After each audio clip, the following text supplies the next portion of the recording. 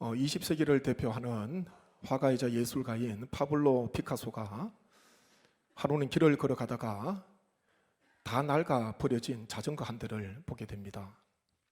피카소는 그 자전거를 묵끄러미 바라본 후에 자기 작업실로 자전거를 가지고 왔다 그러지요.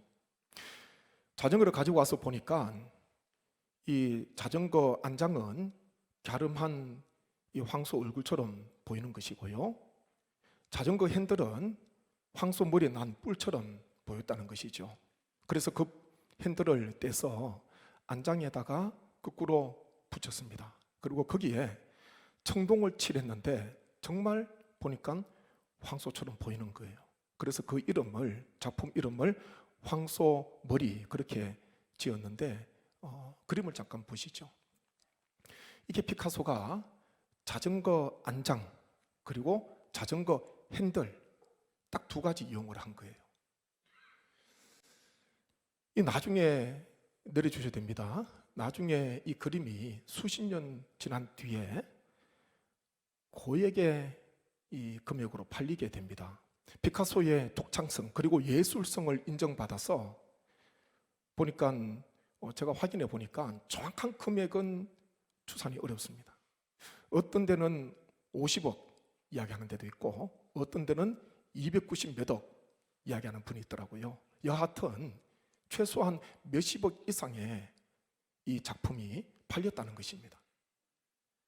다 낡아서 버려진 자전거예요. 아무 쓸모없는 자전거입니다. 그런데 이 예술가의 눈에는 이 자전거가, 버려진 자전거가 하나의 작품으로 보였다는 것이죠. 그리고 안장과 핸들 두 개 딱 사용했는데, 그리고 청동을 칠했는데 황소 머리가 된 것입니다. 이게요, 가치가 얼마나 높아졌는지 모릅니다. 이 파이디온 성교회 양성헌 목사님이 그런 이야기를 하시더라고요. 이야기 중에 그런 이야기가 있더라고요. 이 목사님이 예전에 이 파이디온 성교회 사무실이 이 고물상 옆에 있었는데, 그러면서 이따금씩 그 고물상을 보지 않습니까? 지나가면서 또 일하면서 고물상을 보게 될 건데, 그걸 고물상 볼 때마다 거기에 산더미처럼 쌓여있는 고철들, 고물들이 많이 있었다는 것이죠. 고물을 다 그쪽으로 가지고 오는 거예요. 고물을. 예전에 제가 있었던 장석교회도 옆에 고물상이 있었습니다. 큰 고물상은 아니었지만은 그래도요, 이따금씩 뭔가가 될 만한 것들은 다 가지고 그쪽으로 오더라고요.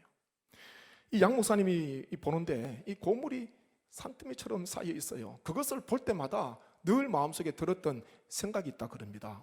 그게 뭐냐면, 나도 예수님 만나기 전에는 이런 고물이었는데, 폐품이었는데, 그런 인생이었는데, 예수님 만나고 난 뒤에 예수님께서 나를 찾아오시고 또 주님을 만나고 난 뒤에 놀라운 인생으로 변화되었다는 것, 그것을 고물상을 볼 때마다, 산더미처럼 쌓여있는 것을 볼 때마다 생각했다는 것이죠.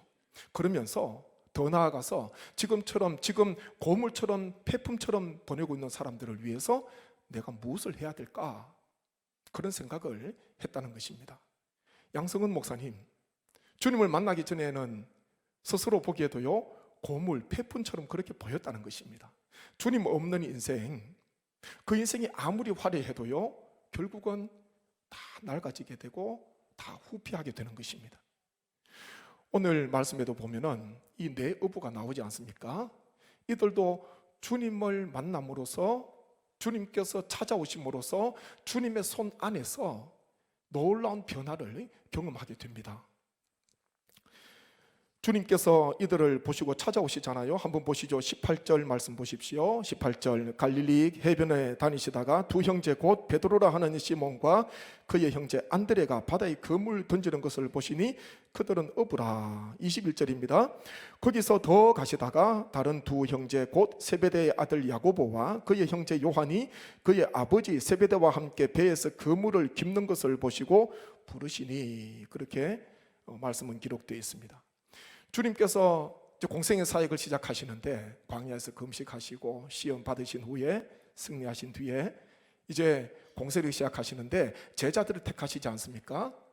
갈릴리 호수에서 이 그물을 던지고 그물을 깁는 네 제자를 주님께서 보시고 주님께서 가장 먼저 부르셨다는 것입니다.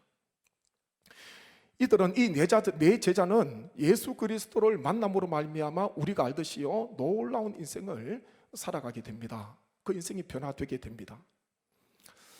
어느 목사님의 이 간증을 읽은 적이 있습니다. 책을 적었던데요, 이 목사님이 목회자의 아들로 태어났습니다. 그런데 방황을 했어요.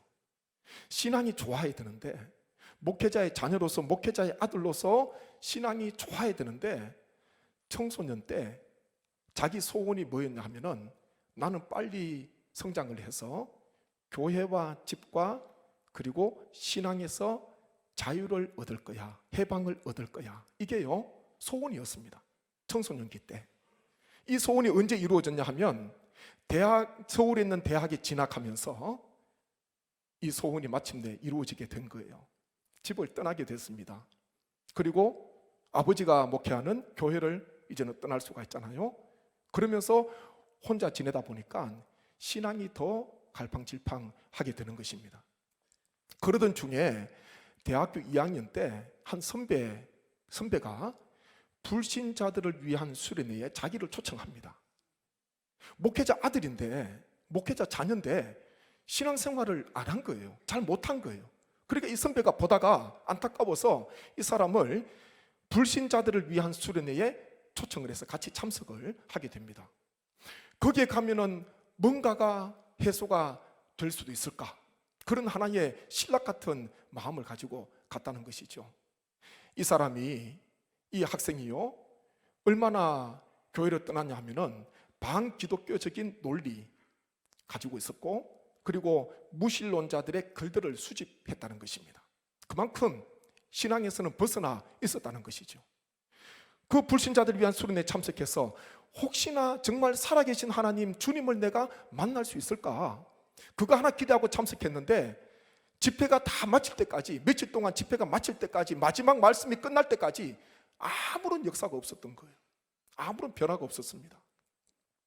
집회가 다 마쳤습니다. 개인 기도를 하게 되는데 이분이요 한 가지 기도를 했다는 것입니다. 책에는 그렇게 되어 있습니다. 예수님께서 영민아 내가 너를 사랑한다 라고 한 번만 불러주시면 제 인생을 주님께 드리겠습니다. 이런 기도를 했습니다. 한 번만, 영민아 내가 너를 사랑한다, 이 말씀 한번 해주시면, 제 이름 한번 불러주시면 제 인생 전부를 주님께 드리겠습니다. 그 기도를 하면서 앉아있는데 어떻게 됐을까요? 시간이 지나도 아무런 소리가 없는 거예요. 내 이름을 불러주시는 주님의 소리를 들어야 되는데 시간이 지나도 아무런 소리가 들리지 않습니다. 그제서야 일어나게 되지요. 근데 일어나면서 얼마나 마음에 실망이 있든지 내 이름 한번 불러주시면 되는데, 근데 이분이 그때 놀라운 역사를 경험하게 됩니다. 기도 자리에서 일어나는데 반대쪽에 끝에 앉아있던 한 자매가 동시에 일어나면서 자기하고 눈이 마주쳤다는 거예요. 시선이 교차가 되면서 그 자매가 자기에게 와서 어깨에 손을 올리면서 어떤 말을 했냐 하면은 영민아 내가 너를 사랑한다, 그런 말을 했다는 거예요. 이게 우연이겠습니까? 이분은요 주님께 제 이름 한번 불러주십시오, 저를 사랑한다고 한번 해주십시오, 그렇게 기도하면서 기다렸는데 아무런 응답이 없었는데 그 자매를 통하여서 자기가 기도한 것대로 토시 하나 틀리지 않고요 그 문장 그대로 영민아 내가 너를 사랑한다, 그 자매를 통해서 응답을 주셨어요. 이 청년이 그 한 번의 사건으로요 인생이 완전 바뀌어졌습니다. 지금은 어느 교회에서 제2대 담임 목회를 하고 계시더라고요. 글도 좋고 책도 기록하고 서적을 내는데 그 한 번의 사건, 주님께서 한번 찾아오시니까요 이 젊은 대학교 2학년인 이 청년이요, 이 학생이 한순간에 변화가 되고 지금 목회자로서 귀한 사역을 감당하고 있습니다. 이분이 책에 그렇게 적고 있더라고요. 한번 들어보십시오. 주님께서 오셨을 때에 반기독교적인 논리, 또 무신론자들이 그걸 수집했다 그러잖아요. 거기에 대해서 이렇게 말을 합니다. 그 모든 것이 저를 찾아봐 주신 예수님 앞에서 무의미해졌습니다. 그동안 내가 수집한 것들 예수님께서 찾아오셨으니까 무의미해졌다는 것입니다. 질문이 해결되었기 때문이 아니라 질문을 의미 없게 만드는 이가 찾아오셨기 때문입니다. 이렇게 적고 있습니다. 무신론자들의 글, 하나님께서 계시지 않아, 신은 없어, 거기에 대한 글들을 많이 수집했는데, 반기독교적인 그런 논리 정리했는데, 그 순간 나를 찾아오신 그 주님 한 사건을 통하여서요 이렇게 말하는 거예요. 질문은 해결되지 않았지만은 질문을 의미 없게 만드는 이가 찾아오셨다, 그렇게 이야기를 하고 있습니다. 이게 참 귀감이 되는 그런 이야기 아닙니까? 주님께서 오시니까요 하루아침에 다른 의문들, 궁금증들 아무 의미가 없게 되었다, 그렇게 말을 하고 있습니다. 우리 주님께서 베드로, 야고보, 또 안드레, 요한 이 네 어부를 찾아오셨어요. 주님께서 놀랍게 역사하시잖아요. 이 시간도 말씀으로 우리 주님 나를 찾아오셔서 주님께서 나와 함께 하심을 믿고 주님을 위해서 남은 인생 크게 헌신하시고자 결단하시는 우리 모든 성도님 되시기를 주님의 이름으로 축복합니다. 19절 말씀 보시죠. 19절 같이 한번 읽겠습니다. 말씀하시되 나를 따라오라, 내가 너희를 사람을 낚는 어부가 되게 하리라 하시니. 아멘. 주님께서 이 어부들을 찾아오셔서 하신 말씀은요, 나를 따라오라, 내가 너희를 사람을 낚는 어부가 되게 하겠다, 그렇게 말씀합니다. 말씀을 자세히 보십시오. 스스로 사람 낚는 어부가 되는 것이 아닙니다. 주님께서 사람 낚는 어부로 만들어 주시겠다, 그렇게 말씀합니다. 만들어 주시겠다, 만들어 가겠다는 거예요. 지금까지는 갈릴리 호수에서 그물을 내리고 그물을 키우면서 물고기 잡으며 그런 생활을 했는데, 주님께서는 나에게 하시는 말씀, 사람 낚는 어부가 되게 하겠다. 내가 오늘부터 사람 낚는 어부가 돼야지, 그게 아니라는 거예요. 주님께서 나를 통해서 역사하신다는 것이고요, 주님께서 나를 다듬어 주셔서 사람 낚는 어부로, 전도자로, 사도로, 제자로 하나님께서 만들어 가시겠다, 그렇게 주님께서 말씀하시는 것입니다. 주님께서 찾아오시게 되면은 변화가 일어나잖아요. 주님께서 찾아오시는 목적은 분명히 있습니다. 주님께서는 멀리 보시는 분이에요. 장차 될 일, 장차 이들이 해야 할 일이 무엇인가, 거기에 대해서 지금 말씀을 하고 계시는 것입니다. 이 고기 낚는 어부들, 또 사람 낚는 어부들, 이 공통점하고 차이점이 있더라고요. 공통점은 무엇이겠습니까? 다 살아있는 것을 낚는다는 것입니다. 사람 낚는 어부도 마찬가지입니다. 고기 낚는 어부도 마찬가지. 살아있는 건 낫지, 죽어있는 물고기 낚는 어부를 봤습니까? 우포늪에서 대를 이어서 어부하는 그 한 어부가, 일을 하는 어부가 그런 말을 하더라고요. 어부는 생명을 거두어 먹고 사는 직업이라 늘 마음이 무겁습니다. 그래서 꼭 필요한 만큼만 잡고 아등바등하지 않습니다, 그런 말을 합니다. 우포늪에서 아버지 했던 그 일, 어부 일을 이어서 이 아들이 하고 있는데 보니까요 마음이 무겁다는 거예요. 살아있는 물고기를 잡아야지, 내가 살 수 있으니까, 내가 살 수 있으니까 마음이 무겁다는 겁니다. 그래서 꼭 필요한 것만 잡는다, 욕심을 부리지 않는다, 그런 말 하더라고요. 주의 복음을 전하는 사도도 마찬가지입니다. 살아있는 사람에게 복음을 전하는 거예요. 차이점이 무엇이겠습니까? 차이점이 있다면 한 가지가 있겠지요. 고기는 물을 떠나면 죽게 됩니다. 그런데 사람은요 예수 그리스도를 믿음으로 말미암아 죄악을 떠나야지 살 수가 있는 거예요. 주님께서는 이 어부들, 고기 낚는 어부가 아니라 사람을 건져 올리는 복음의 그물을, 이 넓은 세상에 복음의 그물을 던지면서 앞으로 남은 인생 사람을 살리고 영혼을 살리는, 사람을 건져 올리는 그런 어부들이 되도록 하기 위해서 주님께서 이들을 찾아오셨고, 주님께서 이들에게 놀라운 비전, 사명을 허락해 주신 것입니다. 연세가 아무리 많으셔도요 내일에 대한 소망을 가지시기를 내일에 대한 꿈을 꾸시고 내일에 대해서 기대를 하시기를 간절히 바랍니다. 연세가 아무리 많으셔도요, 내일에 대한 마음의 설렘이 있어요. 내일에 대한 설렘. 언제 우리 주님 부르실지 모르지만 그래도요, 지금까지의 놀라운 일을 하셨다 하더라도, 대단한 일을 하셨다 하더라도 주님을 위해서 주님의 시선은 과거가 아니라 나에게 남은 날이 있다는 것을 우리 꼭 성도님 기억하셔서 연세가 아무리 많으셔도 내일에 대해서 꿈도 꾸시고 내일에 대해서 기대감도 가지시고 주님께서 연약한 나를 통해서 무엇을 하실까, 내일에 대한 기대함을 가지시고 끝까지 사시기를 간절히 바랍니다. 나다나엘이 빌립의 전도를 받아서 예수님 앞으로 나오잖아요. 그때 주님께서 나다나엘에게 그런 말씀을 하게 됩니다. 빌립이 너를 부르기 전에 내가 무화과 나무 아래에 있을 때에 보았다, 그런 말씀을 합니다. 나다나엘이 깜짝 놀랐어요. 자기가 무화과 나무 아래에 있을 때에 주님께서 내 이름도 아시고 나를 보셨다는 거예요. 나를 아셨다는 것입니다. 이어서 주님께서는 나다나엘에게 이런 말씀을 하잖아요. 요한복음 1장 50절 말씀 한번 보십시오. 50절 말씀 같이 읽겠습니다. 예수께서 대답하여 이르시되 내가 너를 무화과 나무 아래에서 보았다 함으로 믿느냐? 이보다 더 큰 일을 보리라. 아멘. 나다나엘은 주님께서 내가 무화과 나무 아래에 있을 때에 나를 아셨다, 나를 보셨다, 그거 하나만 해도 놀랐는데 주님께서 하신 말씀은요, 이보다 더 큰 일을 보리라, 이렇게 말씀합니다. 이 무슨 말입니까? 아직 놀라기는 일러, 그런 이야기예요. 아직 놀랄 때가 아니야. 그것 가지고 놀라? 내가 너를 통하여서 하려고 하는 큰 일이 있어. 아직 놀랄 일이 아니야. 그런 말씀을 하신 거잖아요. 제자들이 예수님과 함께 길을 가시다가 날 때부터 보지 못하는 사람을 보게 되잖아요. 그때 제자들의 관심은 어디에 있었습니까? 이 사람이 날 때부터 왜 이렇게 됐습니까? 왜 보지 못합니까? 누구 죄입니까?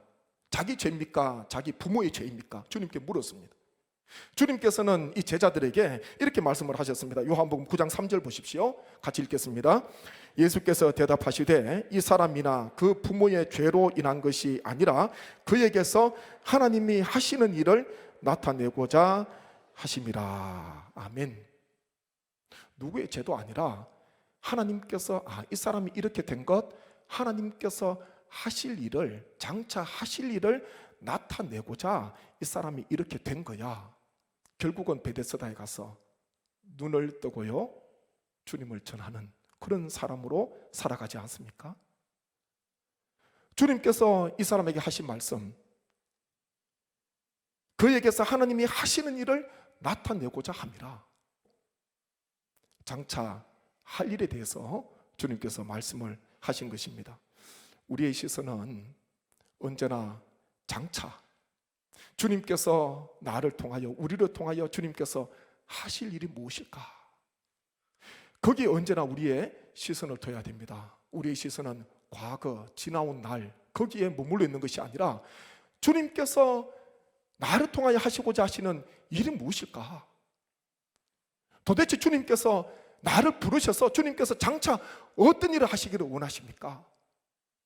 거기에 대한 귀한 마음을 품으시기를 간절히 바랍니다. 목회자에게도 그게 필요하잖아요.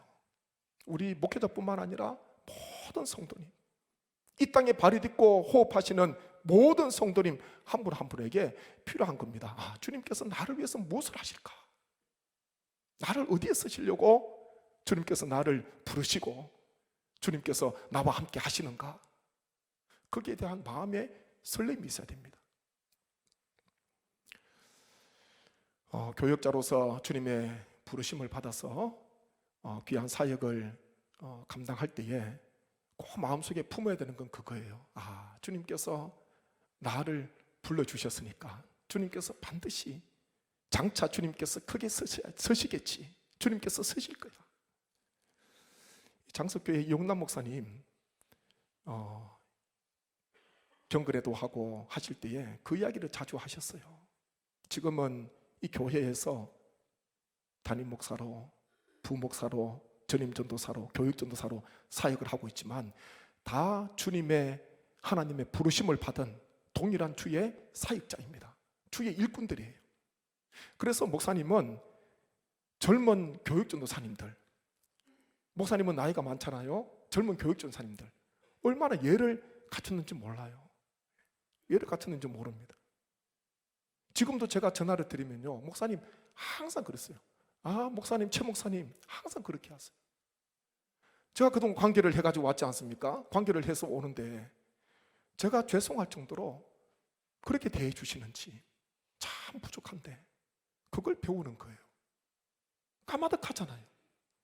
목사님은 그런 이야기를 했습니다. 지금은 교회에서 교육 전도사님으로서, 전임 전도사님으로 사역을 하시지만은 하나님께서 이 종을 통하여서, 이 목회자를 통하여서 하나님께서 장차 어떤 일을 하실지, 하나님께서 어떤 일을 하실지 모른다는 거예요. 그렇기에 교육자 한 분 한 분을 인격적으로 대하셨습니다. 교육자 한 분 한 분을.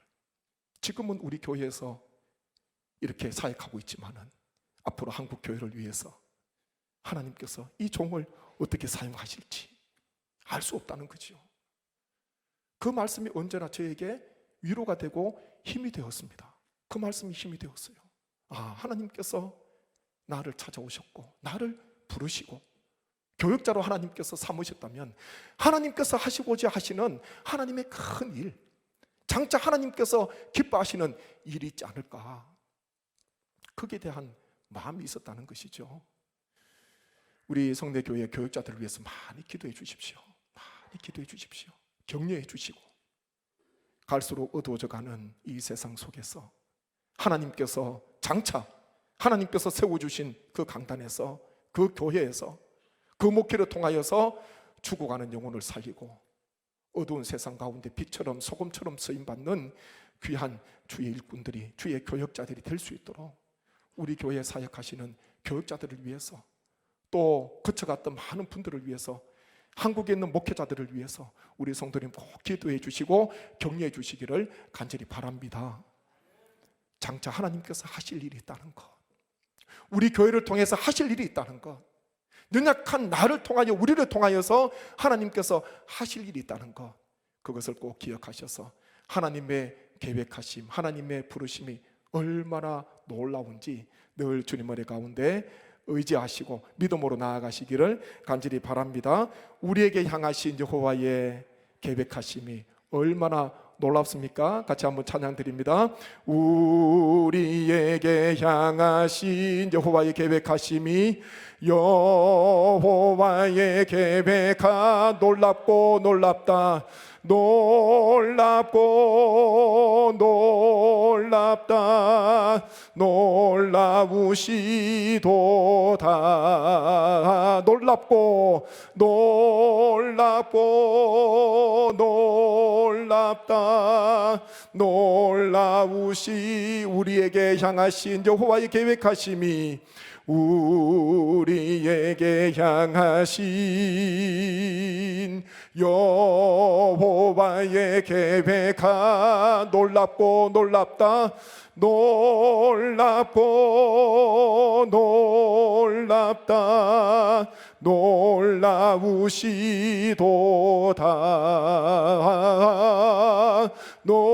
놀랍고 놀랍다, 놀라우시도다.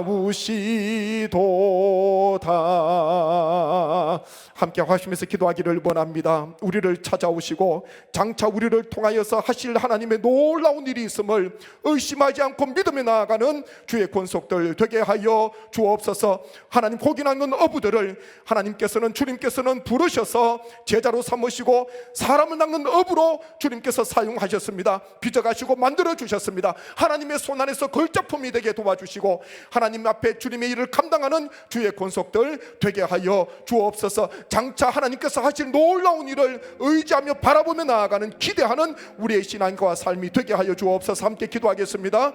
아버지 하나님, 은혜를 감사합니다.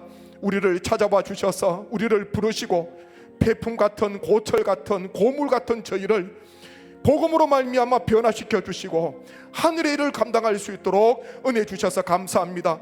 어두워진 눈을 열어 주셔서 감사드리옵고, 하나님의 봉해진 하나님의 귀를, 닫힌 귀를 열어주시고 하나님의 입술을 열어주셔서 감사함을 드립니다. 주의 음성을 듣게 하시고 하나님의 일을 보게 하시고 주의 일을 증거하는 우리 모든 삶이 되게 하여 주옵소서. 어부들을 찾아오셔서 주님께서는 사람 낚는 어부로 변화시켜 주셨습니다. 아버지, 나를 통한, 우리를 통한, 우리 교회를 향한, 이 나라 이 민족을 향한 하나님의 놀라우신 계획이 있음을 장차 나타내시고자, 장차 하시고자 하시는 하나님의 놀라우신 계획이 있음을 기억하게 도와주셔서 하나님 앞에 쓰임받기를 원합니다. 하나님께 영광 돌리기를 원합니다. 남은 날수가 비록 짧다 하더라도 내일에 대한 희망을 가지게 하시고 내일에 대한 기대가 있게 도와주시고 말씀과 기도 안에서 예수 그리스도 안에서 꿈을 꾸는 우리 모든 삶이 되게 하여 주옵소서. 은혜 더해 주시기를 원하옵고 예수님의 이름으로 기도하옵나이다. 아멘.